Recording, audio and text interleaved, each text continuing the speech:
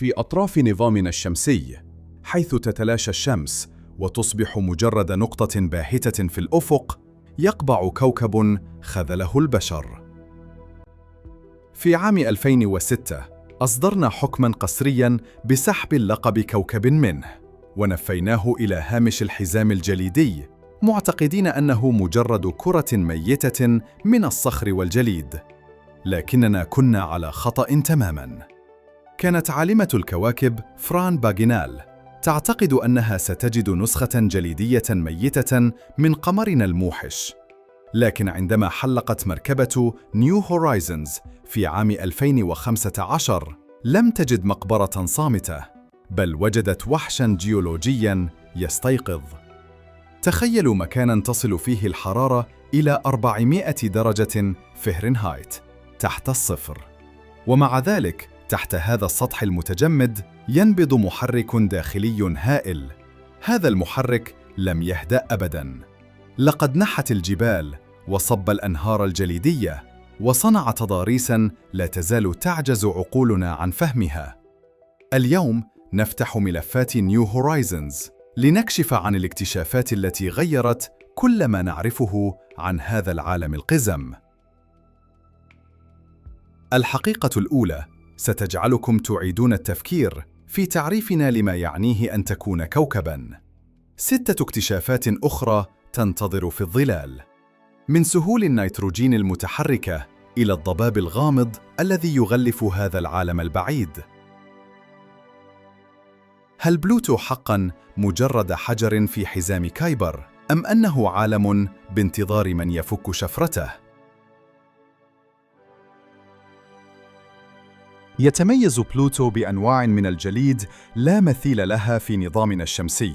النوع الأول هو جليد الماء الذي يكسو سطحه، لكنه هنا ليس مجرد ماء، بل هو صخر صلب قصره التجمد الشديد. أما الأسرار الحقيقية فهي في المواد المتطايرة، الميثان والنيتروجين وأول أكسيد الكربون.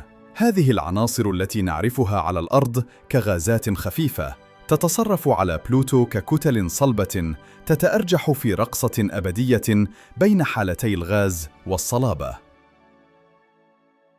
تتسامى هذه المواد باستمرار، أي تتحول مباشرة من الحالة الصلبة إلى الغازية، ثم تتجمد مجدداً مع تغير الفصول، مما يجعل وجه بلوتو يتغير باستمرار في توزيع غامض وغير منتظم. بدأ العلماء بفك هذه الألغاز عبر رصد أرضي منذ عام 1976 وصولاً إلى التسعينيات، لكن الحقيقة الكاملة كشفتها لنا نيو هورايزنز التي رسمت لنا خريطة دقيقة لتضاريس هذا العالم، وأكدت وجود جليد أول أكسيد الكربون. وما يثير الدهشة حقاً هو أن جليد الميثان والنيتروجين لا يشبه جليد الماء القاسي، بل هو لين يتصرف كالعجين. إنه يتدفق ببطء عبر العصور لينساب في أنهار جليدية عملاقة تشق طريقها عبر السهول.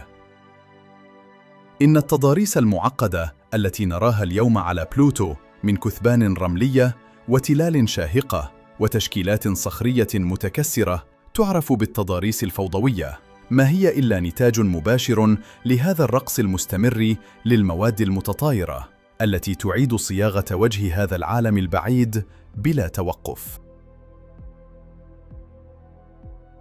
على الرغم من صغر حجمه، لا يزال بلوتو يمتلك في باطنه حرارة بدائية مذهلة، تعمل باستمرار على محو آثار الماضي وتجديد سطحه الخارجي. بفضل هذه الحرارة المتبقية، تخلو أجزاء كبيرة من سطحه من الفوهات الناتجة عن الاصطدامات القديمة، واستبدلت بجبال شاهقة وشقوق قشرية وأودية متعرجة ومعالم جيولوجية صاغها الكوكب بنفسه. من أكثر هذه الظواهر إثارة هي طبقة الفقاعات التي تغطي حوض سبوتنيك بلانيتيا الجليدي. تتكون هذه المنطقة من مضلعات يبلغ قطر الواحد منها 3.7 ميل، وهي ليست مجرد جليد ساكن، بل جليد في حالة غليان بطيء. فعندما تتسرب الحرارة الداخلية عبر الأنهار الجليدية، تحرك جليد النيتروجين اللين في تيارات صاعدة وهابطة، في مشهد يشبه تماماً قدراً من دقيق الشوفان يطهى على نار هادئة، وهو نمط جيولوجي فريد لم يرصد في أي مكان آخر في نظامنا الشمسي. يبقى السؤال المحير للعلماء: كيف لا يزال بلوتو يحتفظ بهذه الحرارة رغم مرور مليارات السنين؟ تشير النظريات إلى احتمالية وجود عناصر مشعة داخل لبه توفر مصدراً مستمراً للطاقة، أو أن قشرته الخارجية تعمل كعازل حراري بفضل غاز الميثان المحبوس، مما يمنع تبديد الحرارة بسرعة. توضح عالمة الجيوفيزياء كيلسي سينجر أن هذا النشاط يتحدى توقعاتنا السابقة، مما دفع العلماء لابتكار نماذج علمية جديدة لفهم هذه الديناميكية الغامضة. إن بلوتو يلقننا درساً جوهرياً في علم الفلك: الأجسام الصغيرة ليست بالضرورة عوالم ميتة أو خاملة. هناك الكثير مما يحدث تحت السطح، الكثير من الأسرار الجيولوجية التي لا تستطيع العين رؤيتها، والتي تثبت أن هذا العالم البعيد لا يزال ينبض بالحياة بطريقته الخاصة.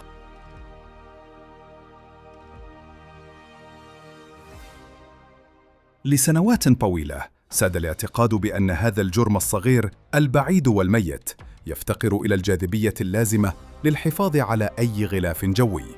لقد جزم العلماء بأن غازاته ستتلاشى في الفراغ أو تتجمد للأبد كأكوام من الثلج الهامد. لكن في عام 2015 وجهت مركبة نيو هورايزنز عدساتها نحو هذا العالم الغامض لتصدمنا بالحقيقة.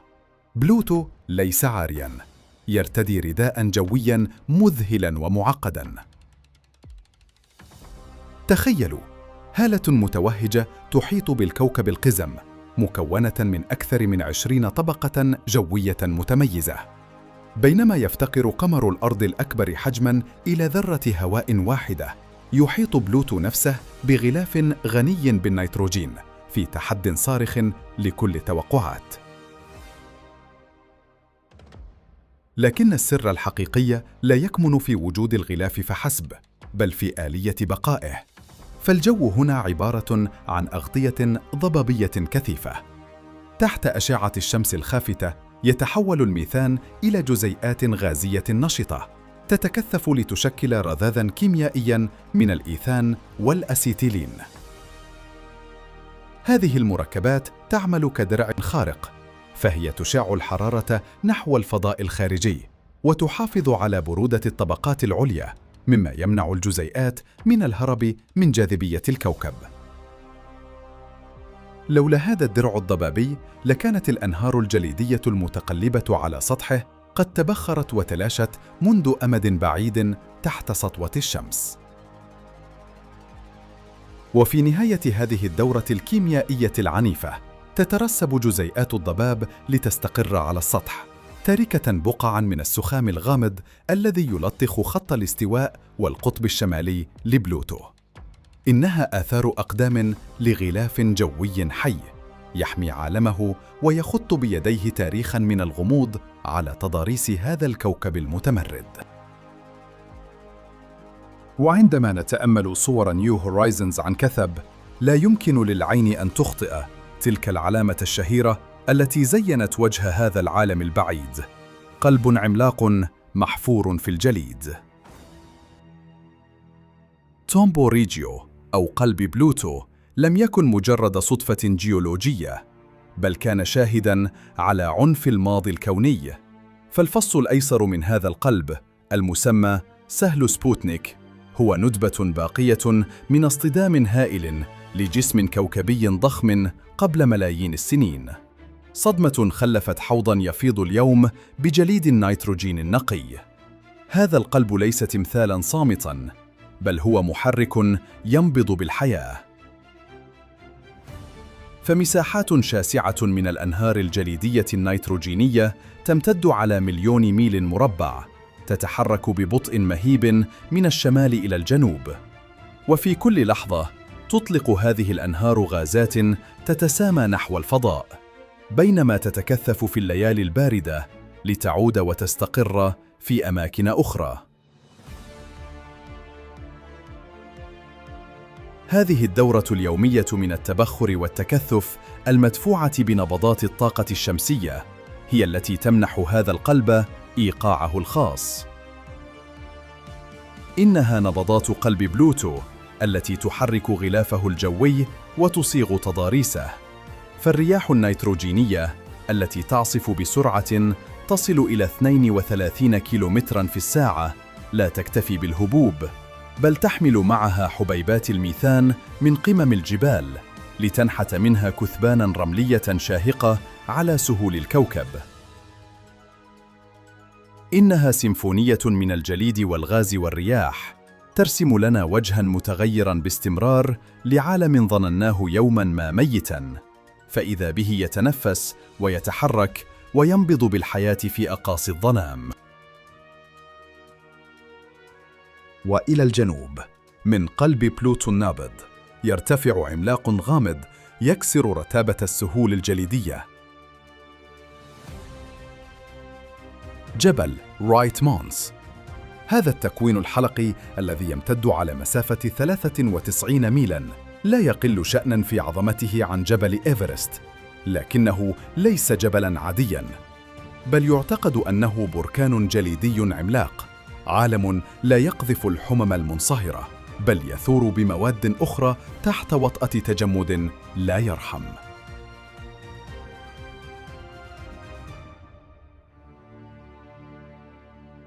إن خلو سطحه من فوهات الاصطدام هو بصمة واضحة على صغر سنه الجيولوجي، فهو مستمر في محو آثار الماضي وتجديد جلده السطحي باستمرار.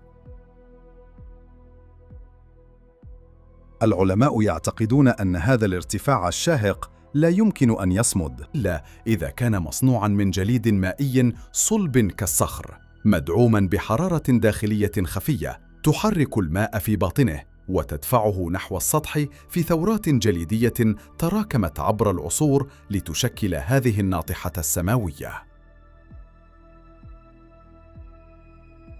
لكن يظل لغز رايت مونس قائماً، فبينما يشي ارتفاعه بنشاط جيولوجي عظيم، يظل مظهره غير المنتظم وافتقاره لخصائص التدفق التقليدية لغزاً يحير الباحثين. هل نحن أمام بركان لا يزال يختزن في أعماقه نبضاً من الماضي؟ أم أننا نراقب أثراً لحدث جيولوجي توقف عن الحياة منذ زمن بعيد؟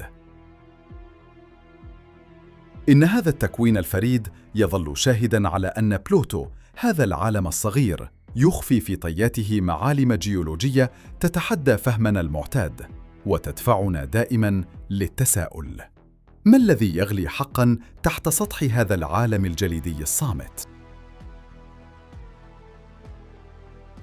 ولا تكتمل دراما هذا العالم دون مرافقيه، إذ يدور حول بلوتو 5 أقمار يصفها العلماء بأنها بطاطا فضائية غريبة الأطوار، وأبرز هؤلاء هو شارون، العملاق الذي كشف عن وجوده عام 1978 عندما لاحظ الفلكيون استطالة غامضة في شكل بلوتو كل 6 أيام، ليكتشفوا أنها كتلة شارون وهي تبرز خلفه. يعد شارون حالة استثنائية في نظامنا الشمسي، فهو يبلغ نصف حجم بلوتو تماماً، وهي نسبة ضخمة تجعل تأثير جاذبيتهما متبادلاً، إلى حد أن مركز الدوران بينهما يقع في الفضاء الفارغ بينهما وليس داخل بلوتو نفسه. ولهذا يميل العلماء للإشارة إليهما كنظام كوكبين قزمين متراقصين في الظلام. وعند الاقتراب من شارون تتكشف لنا ملامحه المذهلة، فسطحه مليء بشقوق عملاقة يعتقد العلماء أنها ربما تخفي في جوفها محيطاً سائلاً قديماً. أما قطبه الشمالي فيحمل توقيعاً غامضاً، إذ تغطيه مواد عضوية هاجرت إليه من بلوتو، ومع تعرضها لأشعة الشمس تندمج وتتحول كيميائياً لتصبغ القطب بلون أحمر قاني، كأنها دماء كونية تروي قصة الارتباط الأزلي بين هذين العالمين. إن هذا الرفيق ليس مجرد قمر تابع، بل هو شريك في مصير جيولوجي معقد يجعل من نظام بلوتو مختبراً كونياً فريداً، لا يزال يخبئ خلف ستائر الجليد أسراراً تفوق خيالنا.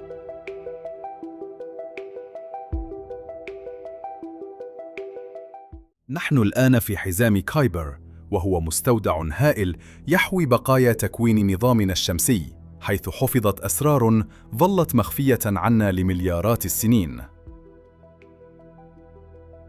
بلوتو عملاق في هذا العالم المتجمد، ومن خلاله نحاول فك شفرة أصول موطننا الكوني. هنا يطرح العلماء أسئلة كثيرة متجاوزين المفاهيم السائدة. هل يمكن للحياة أن تزدهر في أماكن كنا نعتبرها ميتة؟ لقد أحدث بلوتو ثورة في فهمنا أن الجليد لا يعني بالضرورة الجمود. في داخل بنية شارون وبلوتو تقع محيطات دافئة تحت قشور جليدية سميكة، بيئات قادرة على تعزيز تفاعلات كيميائية معقدة. نحن نتحدث هنا عن بصمات بيولوجية مجهرية تخلق الحرارة المنبعثة من التحلل الإشعاعي، وآحات دافئة وقادرة على تحمل الظروف القاسية للفضاء الخارجي. تزداد القصة إثارة عند النظر إلى الانحراف المداري، فإن مدار بلوتو مسار بيضاوي يتقاطع أحياناً مع نبتون، مما يجعل بلوتو دائم التغير والتنقل. هذه الحركة الدائمة هي التي تحدد مناخ بلوتو المتغير وتضاريسه، والتي تحكي قصصاً جيولوجية تطورت على مدى ملايين السنين. كل ذرة نيتروجين على سطحه وكل سحابة ضبابية تغلف غلافه الجوي تحفظ سجلاً كيميائياً. عندما ننظر إلى ما وراء بلوتو ندرك أن هذا العالم الصغير لم يكن سوى مقدمة لكتاب عظيم.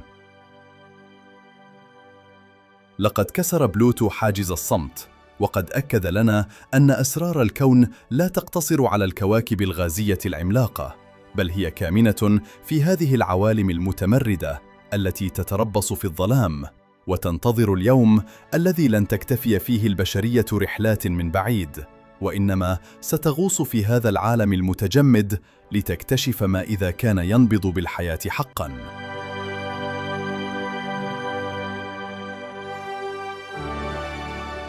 لكن هل بلوتو كوكب وحداً في أطراف النظام الشمسي؟ الحقيقة قد تكون معقدة، ففي تلك المسافات الشاسعة تنعدم الحرارة. بدأ العلماء يطرحون فرضيات كثرة، ومنها فرضية المحيطات الخفية. إن النشاط الجيولوجي الذي تم رصده رايت مونز وأحواض سبوتنيك لا يوجد تفسير له إلا وجود مياه سائلة تحت قشرة جليدية ضخمة. نحن نتحدث عن كوكب قد يحتوي على مياه سائلة أكثر مما هي موجودة على كوكبنا بأكملها. هنا تتحول التساؤلات من الجيولوجيا إلى البيولوجيا الفلكية. إذا كانت الحرارة الداخلية تمنع المحيطات من التجمد، فهل يمكن أن تكون هناك مستنقعات كيميائية قادرة على دعم أشكال بدائية من الحياة؟ إنها فكرة كانت ضرباً من الخيال قبل عقد من الزمن، لكنها اليوم تقف على أبواب البحث العلمي الحقيقي. قد لا يكون كوكباً ميتاً، بل حاضنة صامتة في عزلة جليدية. وما يزيد الإثارة والغموض هو نظرية المسافر الزائر، فأن مدار بلوتو المائل تقاطع مع مدارات أجرام أخرى، مما يجعله في حالة تفاعل دائم مع حزام كايبر. هل كان بلوتو في الأصل كوكباً تائها في الفراغ؟ أم أنه بقايا من تصادمات كونية كبيرة حدث منذ زمن؟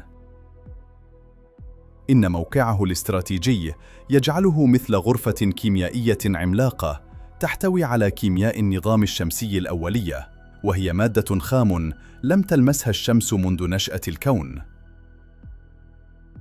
إننا ننظر إلى بلوتو اليوم كأول نقطة تماس لنا مع عوالم ما بعد نبتون، العوالم التي ستكشف لنا يوماً ما حقيقة وجودنا في هذا الفراغ العظيم. إن كل فوهة وكل شق في قشرته وكل ذرة من ضبابه النيتروجيني هي صفحة في كتاب تاريخ النظام الشمسي المفقود. نحن الآن نقف على حافة الاكتشاف الكبير، فبينما تحلل مراصدنا المتطورة بيانات نيو هورايزونز وتنتظر مهمات المستقبلية، يظل بلوتو يراقبنا من بعيد، يحتفظ بأسراره في أعماقه المتجمدة، صامتاً، غامضاً ومتحفزاً. ربما الحقيقة ليست في تصنيفه ككوكب أو عدمه، بل في أننا لأول مرة في التاريخ البشري بدأنا نفهم أن أروع العوالم هي تلك التي لم نكن نتوقع وجود شيء فيها على الإطلاق.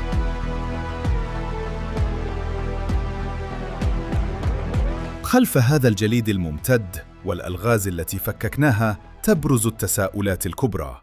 ما هي الخطوة التالية للبشرية تجاه بلوتو؟ إن مجرد المرور بجانبه في عام 2015 لم يكن سوى نظرة خاطفة. الخطط المستقبلية التي يرسمها علماء الفضاء اليوم تتجاوز مجرد التصوير لتصل إلى مرحلة الاستيطان المعلوماتي. 1. مهمة المدار الدائم The Pluto Orbiter Mission. الحلم القادم ليس التحليق السريع، بل إرسال مركبة مدارية تبقى في محيط بلوتو لسنوات. الهدف هو مراقبة دورة الفصول على بلوتو بدقة، فالسنة الواحدة هناك تستغرق 248 سنة أرضية، ومراقبة تغير الغلاف الجوي والتسامي الجليدي على مدار دورة فصلية كاملة ستكشف لنا سر المحرك الجيولوجي الذي يغذي قلب بلوتو ورايت مونز. 2. مركبة الهبوط، ملامسة السطح The Lander. التخطيط لمهمة هبوط على بلوتو يمثل التحدي التقني الأكبر. العلماء يدرسون حالياً تقنيات الهبوط الناعم على تضاريس متباينة، من الكثبان الرملية النيتروجينية إلى الحقول الفوضوية. الهبوط سيمكننا من أخذ عينات مباشرة من المواد العضوية التي تلون القطب الشمالي لشارون، وتحليل التركيب الكيميائي للفقاعات الجليدية في سبوتنيك بلانيتيا للبحث عن آثار نشاط بيولوجي محتمل. 3. الغواصات الجليدية Cryo Submarines. في أقصى حدود الخيال العلمي الذي يتحول إلى واقع بحثي، تناقش خططاً لتطوير مسابير غاطسة قادرة على اختراق القشور الجليدية.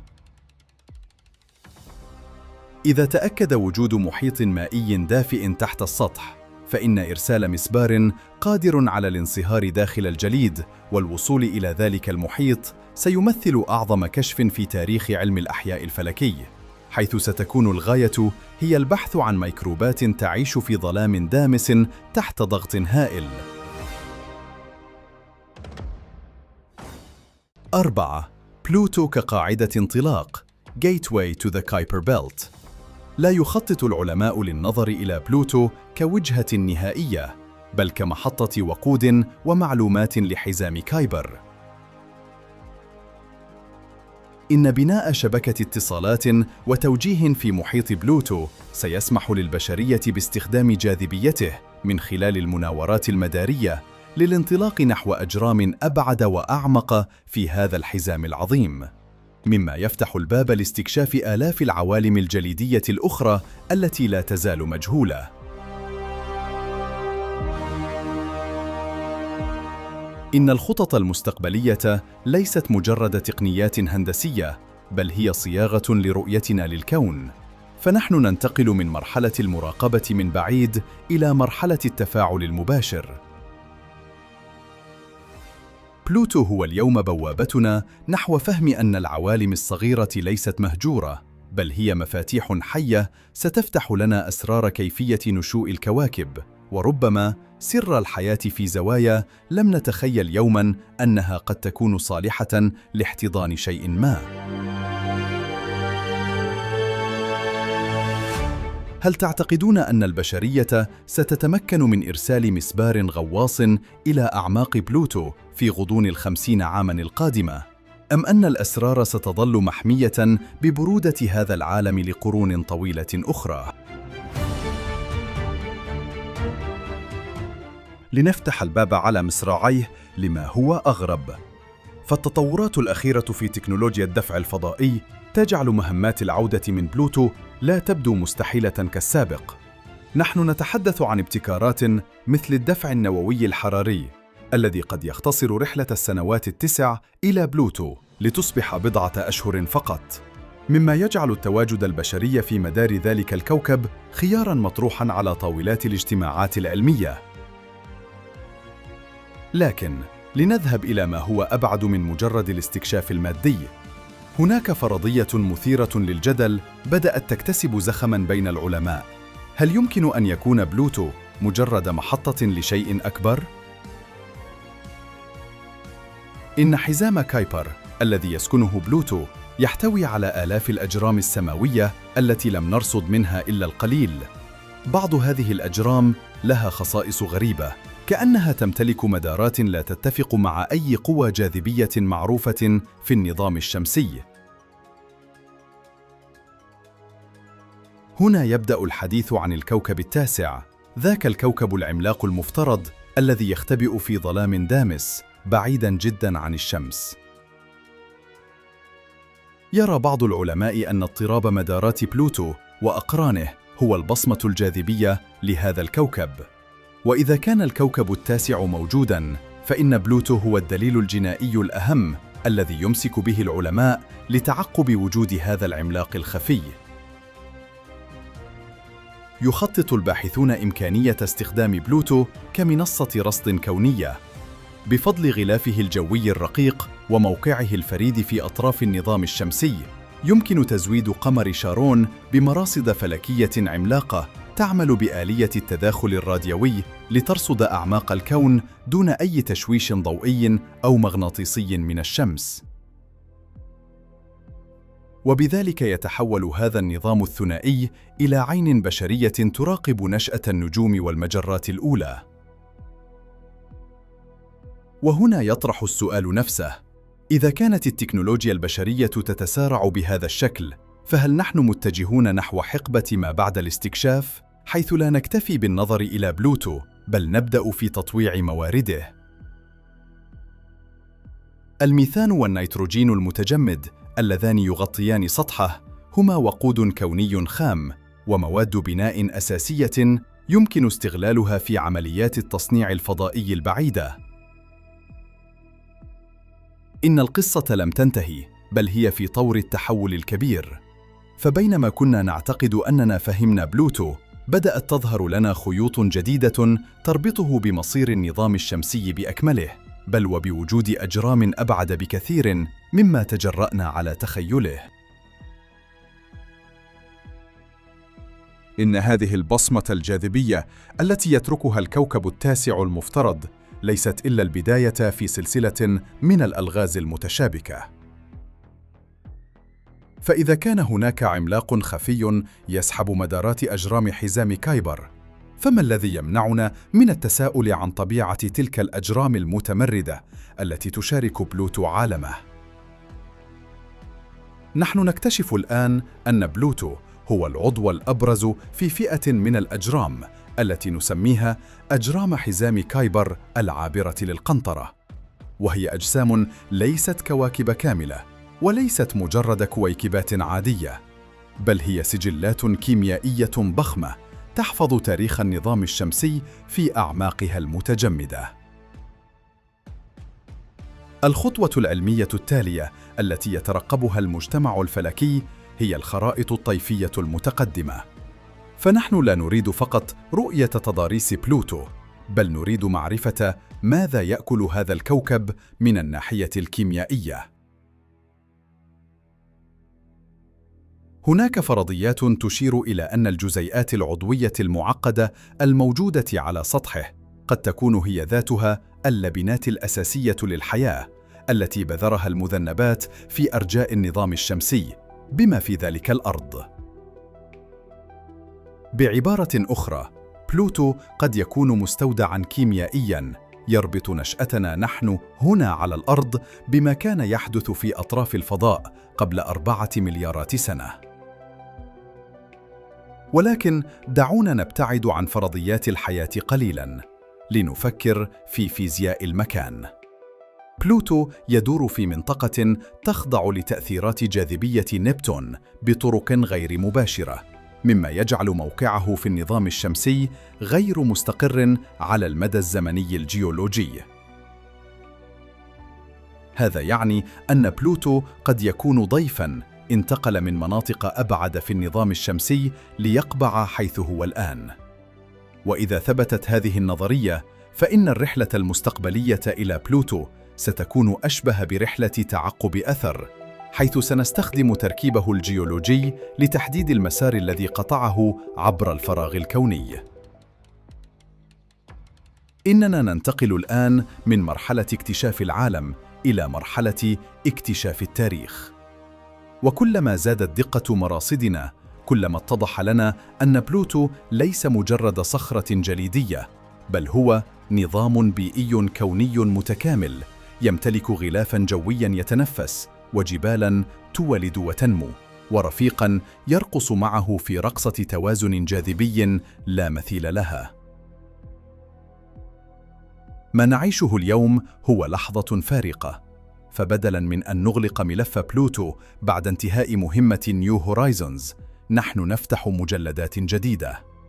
فالمهمات المستقبلية القادمة لن تبحث عن صور فحسب، بل ستحاول وضع أجهزة استشعار زلزالية على سطحه لقياس نبضات هذا العالم، ومعرفة ما إذا كانت الحرارة التي تجعل قلبه ينبض هي نتيجة عمليات كيميائية لم نصادفها من قبل. إن القصة لم تعد تتعلق ببلوتو وحده، بل تتعلق بقدرتنا على قراءة الإشارات الخافتة القادمة من الظلام. واليوم، وبينما نستمر في مراقبة هذا العالم، تتبادر إلى الأذهان تساؤلات أكثر إثارة. ما هو شكل الاستعمار المعلوماتي الذي سنطبقه هناك؟ وكيف ستغير بيانات بلوتو القادمة من أعماق الفضاء مفاهيمنا عن الفيزياء والبيولوجيا؟ وما يثير الدهشة حقاً هو أن هذا العالم المتجمد بدأ يكشف عن لغز جيوفيزيائي جديد: التنشيط التكتوني الموسمي. لقد لاحظ العلماء أن سطح بلوتو لا يكتفي بالتحرك بفعل الحرارة الداخلية فحسب، بل إنه يبدو كأنه يتنفس بفعل التغيرات الضخمة في توزيع المواد المتطايرة على سطحه. تخيلوا قشرة كوكبية كاملة ترتفع وتنخفض بأمتار عدة في دورات زمنية مرتبطة بمداره الطويل حول الشمس. إنها عملية شهيق وزفير جيولوجية لم نكن نحلم بوجودها خارج نطاق الكواكب الغازية العملاقة.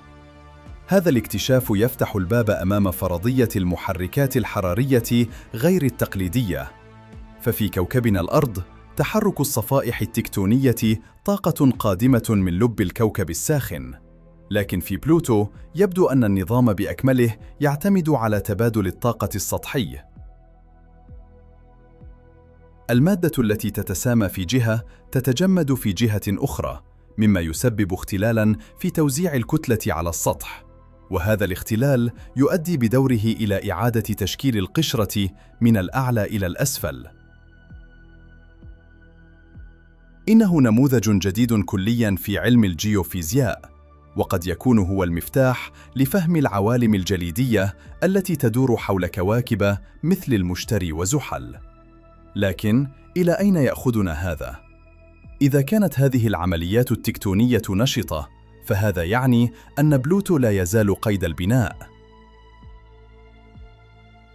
إننا لا نراقب أثراً لحدث قديم، بل نراقب عالماً يبتكر تضاريسه الخاصة في الوقت الفعلي. وهذا يدفع العلماء لإعادة تقييم كل قزم في حزام كايبر. هل يمكن أن تكون آلاف الأجرام الأخرى التي لم نزرها بعد تمتلك نفس هذه الآليات؟ هل نحن نعيش في نظام شمسي حي أكثر مما كنا نظن، حيث لا تقتصر الجيولوجيا النشطة على الكواكب الكبيرة فحسب؟ هنا يتحول بلوتو من مجرد كوكب سابق إلى مختبر كوني. الخطط القادمة للوكالات الفضائية تركز الآن على الرادار الاختراقي للأرض، وهو جهاز يوضع في مدار حول بلوتو قادر على مسح طبقاته تحت السطحية بدقة النانومتر. الهدف هو تحديد أماكن الجيوب السائلة بدقة ورسم خريطة للتيارات الحرارية التي تحرك هذا العالم. إذا نجحنا في ذلك، فإننا لن نكتشف طبيعة بلوتو فحسب، بل سنمتلك خارطة طريق لاستكشاف المحيطات الجليدية في أقمار النظام الشمسي الخارجي مثل أوروبا وإنسيلادوس. إن القصة أصبحت تتجاوز حدود بلوتو لتصبح بحثاً عن الآلية الكونية للحياة. كل مضلع جليدي في حوض سبوتنيك هو بمثابة نافذة تطل على آليات فيزيائية لم تكن ضمن معادلاتنا. نحن الآن في مرحلة التدقيق الجينائي الكوني، حيث نجمع كل ذرة ضباب وكل شق في القشرة لنبني منها نموذجاً شاملاً عن كيفية بقاء هذه العوالم نشطة في أطراف الجليد السرمدي. ولا تزال الأسئلة تتوالد: هل هذه الأنشطة التكتونية هي التي وفرت الاستقرار الكيميائي اللازم لنشوء مركبات عضوية معقدة؟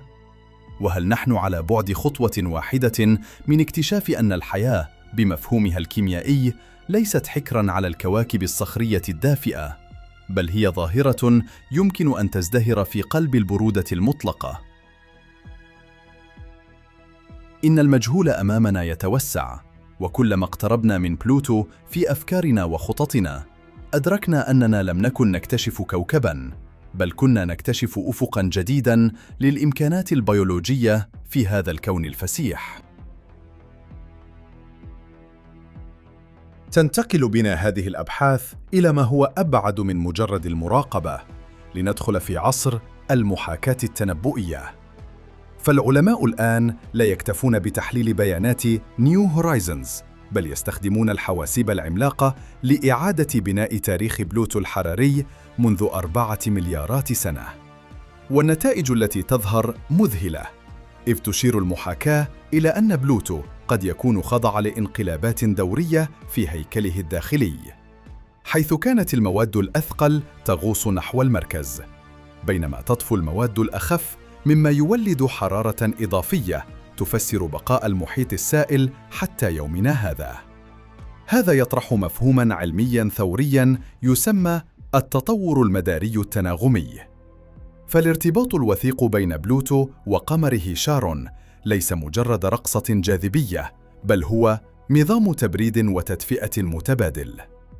إن قوى المد والجزر التي يمارسها شارون على بلوتو لا تزال تعمل حتى هذه اللحظة على عصر باطن الكوكب، مما يبقي المحرك الجيولوجي يعمل. إننا لا نتحدث هنا عن جرم سماوي معزول، بل عن محرك ثنائي يغذي بعضه البعض بالطاقة عبر قوى الجاذبية. هذه النتائج تفتح باباً جديداً تماماً. إذا كان بإمكان نظام ثنائي أن يخلق ظروفاً صالحة للحياة في أقاصي النظام الشمسي، فكم من الأنظمة الثنائية المماثلة توجد في مجرتنا؟ إن بلوتو أصبح اليوم النموذج القياسي ستاندرد موديل لدراسة الكواكب التي تدور في مناطق باردة بعيدة عن شمسها.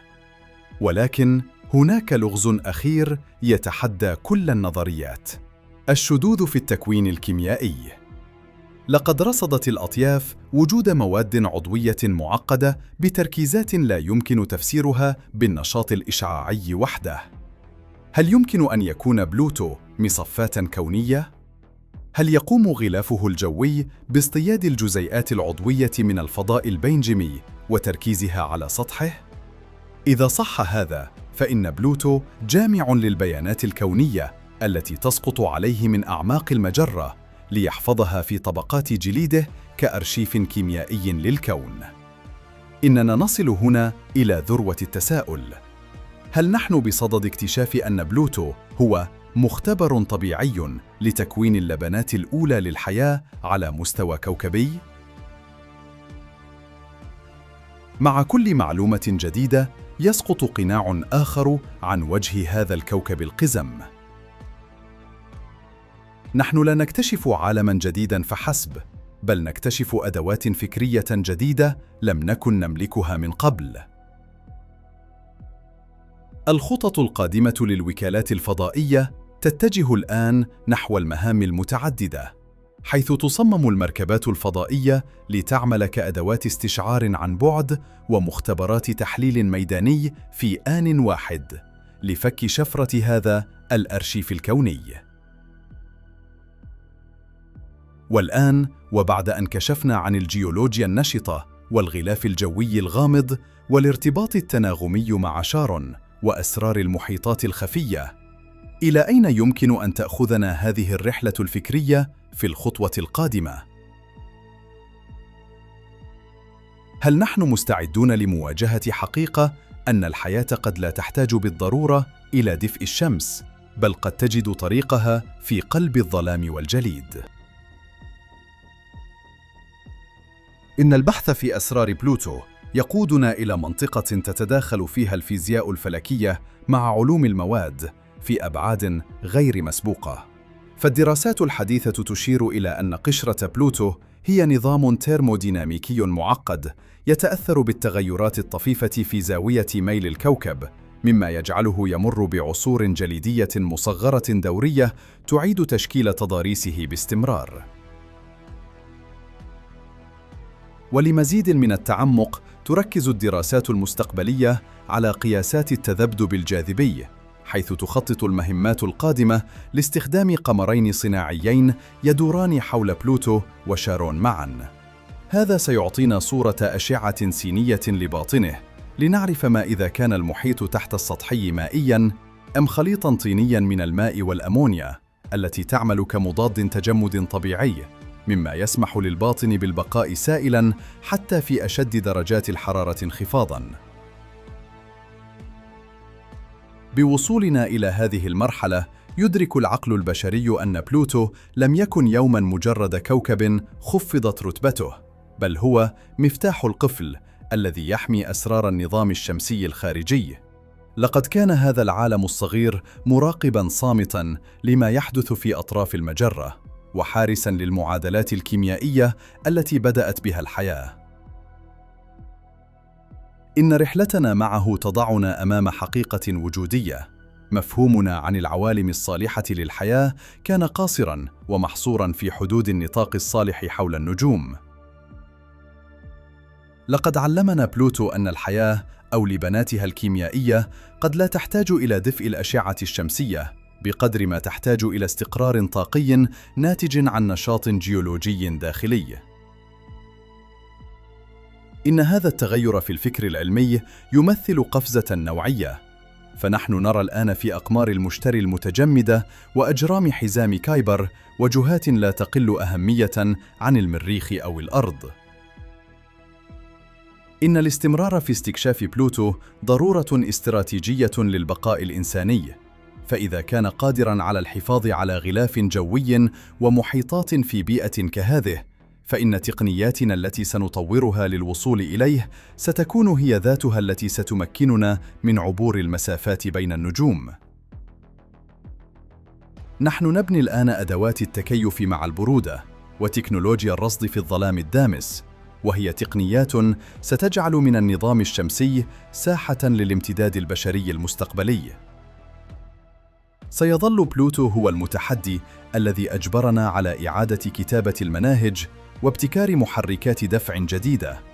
هو المعلم الصامت الذي يعلمنا أن الحجم لا يحدد الأهمية، وأن العزلة لا تعني الخمول.